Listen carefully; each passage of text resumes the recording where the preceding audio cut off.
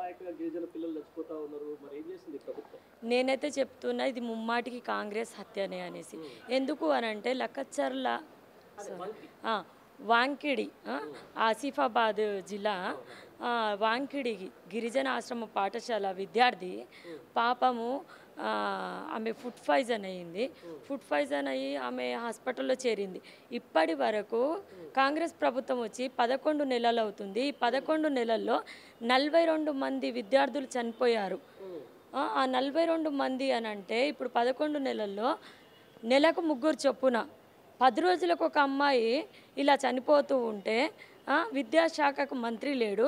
ఇట్లా అన్ని మంత్రిత్వ శాఖలన్నీ మన ఈ రేవంత్ రెడ్డి తన చేతిలో పెట్టుకొని వాళ్ళకి సరైన ఆహారం పెట్టకుండా వాళ్ళకి ఇట్లా పద్ధతి లేకుండా ఎంతమంది మంత్రులు ఉన్నా కూడా వాళ్ళు పనిచేయక ఈ మంత్రిత్వ శాఖల్ని తనే ఉంచుకొని ముందుకెళ్ళి పాప పిల్లల భవిష్యత్తు ఇప్పటి వరకు 42 మంది చనిపోయారు. నిన్న ఒక అమ్మాయి చనిపోయింది, 43కు చేరింది సంఖ్య. అంతే. మహిళల పరిస్థితి ఏమున్నది? మార్పు అని ఓటేసిండ్రు. ఈరోజు మొట్టమొదటిగా మహిళలే బాధపడుతున్నారు. వాళ్ళకి 2500 అనేది ఇవ్వలేదు, 4000 పెన్షన్ అన్నాడు, చేయలేదు. అత్తకి ఇస్తా పెన్షన్, కోడలికి ఇస్తా, అందరికి ఇస్తా అన్నాడు. పాపం వాళ్ళు ఎదురు చూసి 2500 వాళ్ళకైతే రాలేదు.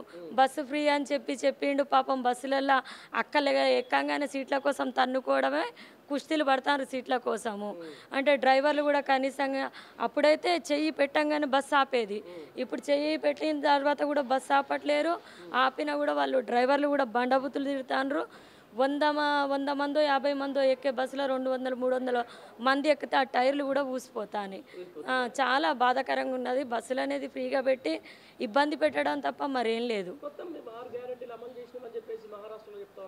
6 గ్యారెంటీలు చక్కగా అమలు చేయలేదనే కదా మహారాష్ట్రలో అంత చక్కగా ఓడిపోయిండు. మరి ఇది అంతా ఉరికెత్తి మేము అన్నీ చేస్తామని చెప్పిండు. అక్కడ చెప్పేం చేసిండు, అన్నీ మేము ఇచ్చిన గ్యారెంటీలు అన్నీ అమలు చేస్తాం, కావాలంటే హెలికాప్టర్ వేసుకొని రండి మీరు చూద్దురు కానీ అన్నాడు.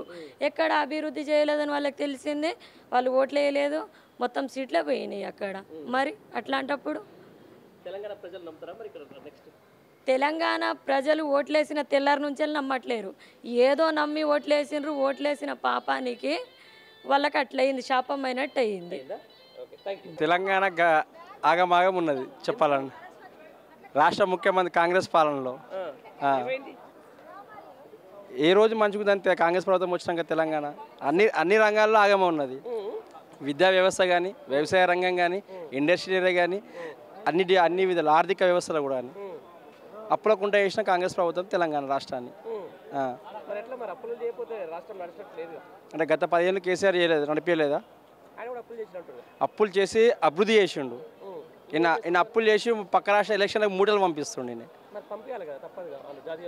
జాతీయ పార్టీ అని చెప్పి ఈ రాష్ట్రం మీద అప్పులు మోస్తే రేపొద్దున భారం ఓరు పడుతుంది, ఈ రాష్ట్ర ప్రజల మీద పడుతుంది. కాబట్టి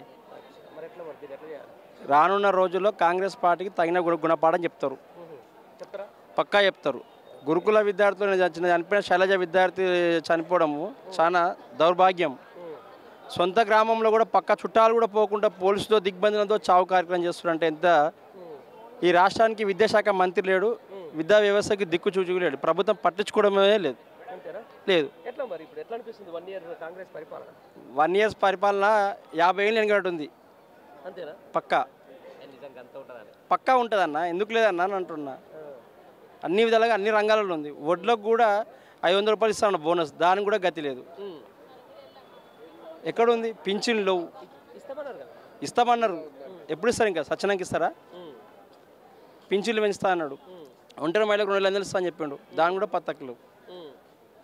ఈ ప్రభుత్వం వెంటనే దీపావళి కాంగ్రెస్ ప్రభుత్వంలో అంటే ప్రజలు తిరగబడితే ఏదైనా సాధ్యం అవుతుంది, ఎందుకు కాదు? పక్కా తిరగబడతారు. రానున్న రోజుల్లో స్థానిక సంస్థ ఎలక్షన్లు వస్తున్నాయి. సర్పంచ్, ఎంపీ, జడ్పీటీసీ, గెట్ హైదరాబాద్లో జిహెచ్ఎంసీ, కార్పొరేట్ వస్తున్నాయి.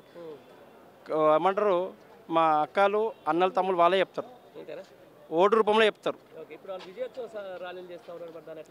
తప్పకుండా విజయోత్సవ ర్యాలీ చేసుకోవాలి. ఎందుకు విజయోత్సవ ర్యాలీ చేసుకోవాలంటే 6 గ్యారంటీలు చెల్లించని వేళలో విజయోత్సవ ర్యాలీ చేసుకోవాలి.